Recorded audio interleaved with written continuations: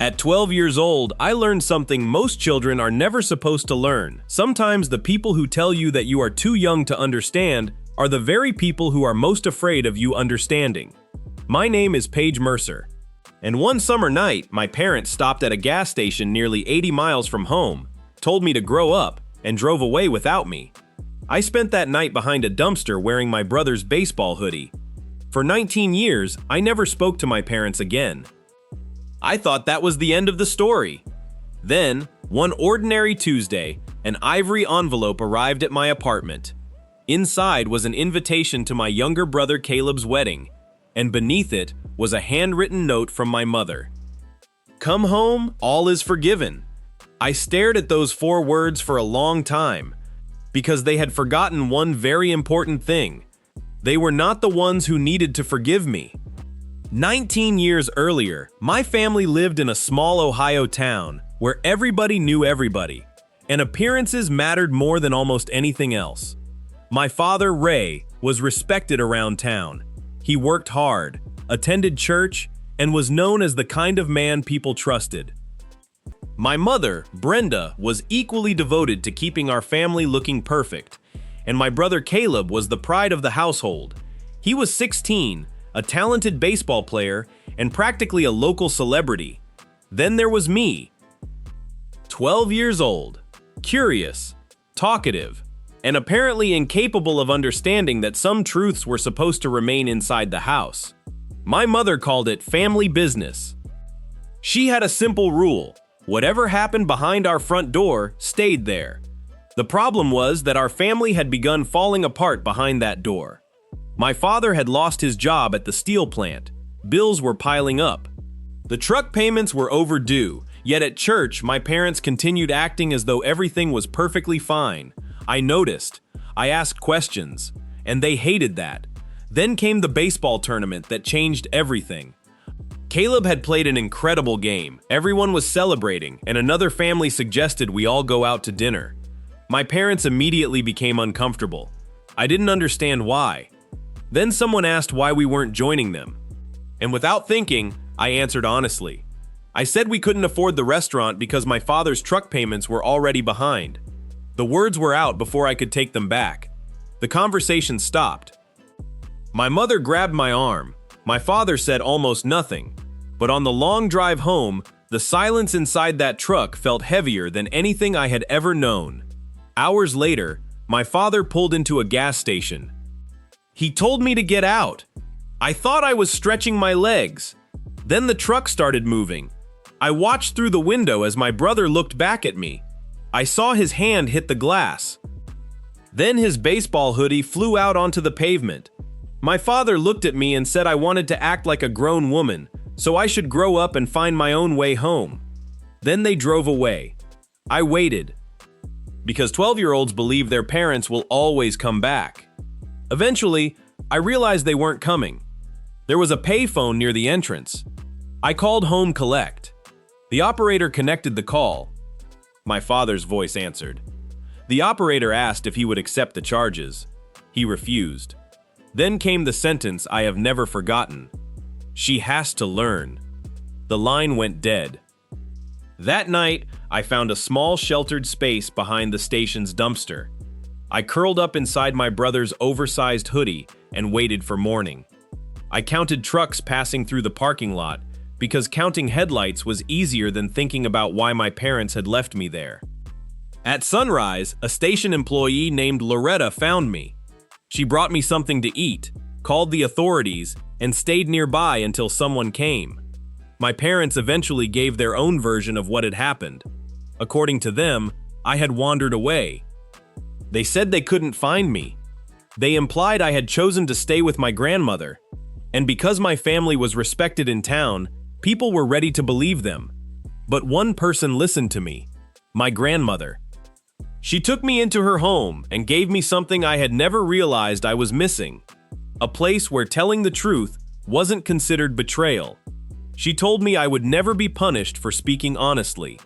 I grew up there. I went to college. I built a career helping children in a hospital. I eventually married Daniel, a quiet, patient man who never asked me to pretend that painful things hadn't happened.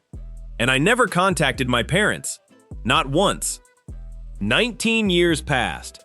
Then came that wedding invitation. At first, I wanted to throw it away, but my brother called me. Caleb, the boy who had been sitting beside me in that truck all those years ago. He said he wanted his sister at his wedding. Then he said something that broke through 19 years of silence. He told me what our parents had taught him to believe. They had told him I had chosen to leave. They had told him I was difficult.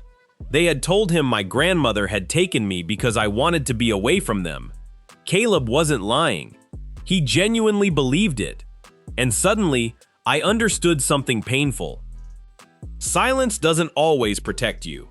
Sometimes silence allows someone else to write your story. So I went back to the gas station. I needed to see the place where my childhood had ended. The building had changed. The payphone was gone. The pumps were newer. But the corner behind the building was still there. I stood in that space and remembered being 12 years old, wrapped in Caleb's hoodie, listening to trucks pass through the darkness.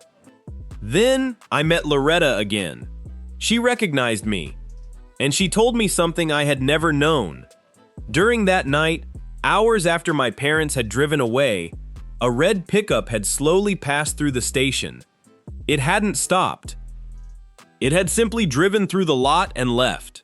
Loretta couldn't prove who was inside, but she remembered the vehicle. And suddenly I realized something even more painful. My parents may have come back. They may have driven past the very place where I was sleeping, and they still left. I went home and told Daniel everything. Not the polished version. Not the version I had spent years making easier to tell. Everything. And he asked me one question. What do you want from that wedding? I didn't know immediately. Then I realized. I didn't want revenge. I wanted the truth to exist somewhere outside my own memory. The wedding arrived. 200 people filled the reception hall. My parents were there. So were people from the town who had spent years believing their version. My father eventually stood up to make a toast. He talked about family. He talked about difficult years. And then he looked directly at me. He told the room that I had gone my own way and that the family was finally whole again. People raised their glasses. My mother smiled through tears. And I realized exactly what they wanted. They wanted me to sit there quietly and complete the picture. I could have done it. I had even prepared a harmless wedding toast. But then Caleb stood up. He took the microphone, and he asked me to speak. So I stood. I unfolded the safe speech. Then I folded it back up. I put it on the table. And I told the truth. I told them about the baseball game. I told them about the gas station. I told them what my father had said. I told them about the payphone. I told them about sleeping behind the dumpster. And I told them about the grandmother who took me in and taught me that truth was not a family crime. The room was completely silent. Then I looked at my parents. I didn't scream. I didn't insult them. I didn't need to. I simply said, I did what you told me to do. I grew up. And I found my own way home. My father stood abruptly. For a moment, I thought he might finally apologize. He didn't. Instead, he repeated the same rule that had controlled our family for decades. We don't tell family business. And somehow, hearing those words in front of 200 people finally set me free. Because everyone could hear what he was really saying. He wasn't denying the story. He was angry that I had told it. My brother stood beside me. His new wife hugged me. And for the first time, someone from my family openly chose the truth over the appearance of perfection. I walked out of that reception with Daniel beside me. My mother followed me outside. She said I had destroyed the family. I looked at her and realized something. The family hadn't been destroyed that night. It had already been broken 19 years earlier. I had simply stopped pretending it wasn't. The weeks afterward weren't easy. Some relatives blamed me. Some believed me. Some admitted they had always wondered why a 12-year-old would suddenly disappear from her own family. There was no dramatic apology from my parents, no perfect ending, no magical reconciliation, but something inside me became quiet. For 19 years, I had been waiting for my parents to admit what they had done. Eventually, I realized I didn't need their confession to validate my experience. I knew what happened. My brother knew. Daniel knew. And the little girl behind that dumpster knew. That was enough. Today, my brother calls me regularly. His wife became part of my life too. And when they eventually have children, Caleb has promised they will grow up knowing the truth about their family, not a polished version designed for strangers, but the real one.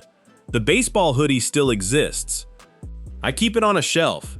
It reminds me of the night my family left me, but it also reminds me that someone had tried, in his own frightened way, to leave me something warm. And perhaps that is the lesson I needed all along. Home isn't always the place you're born. It isn't necessarily the house with your childhood photographs, or the people who share your last name. Home is the place where you don't have to become smaller to be accepted. It is the table where you can tell the truth and still have a seat. And sometimes finding your own way home means realizing you were never supposed to return to the place that abandoned you. You were supposed to build somewhere better. If you've ever had someone rewrite your story and make you question your own memory, remember this: you don't have to shout to reclaim the truth. Sometimes the strongest thing you can do is simply tell it, and then walk forward without waiting for permission. If this story meant something to you, leave a comment and tell me what home means to you. And if you want more stories about people who quietly found the courage to stand up for themselves, like this video, subscribe and turn on notifications. There are more stories coming, and sometimes the truth is only the beginning.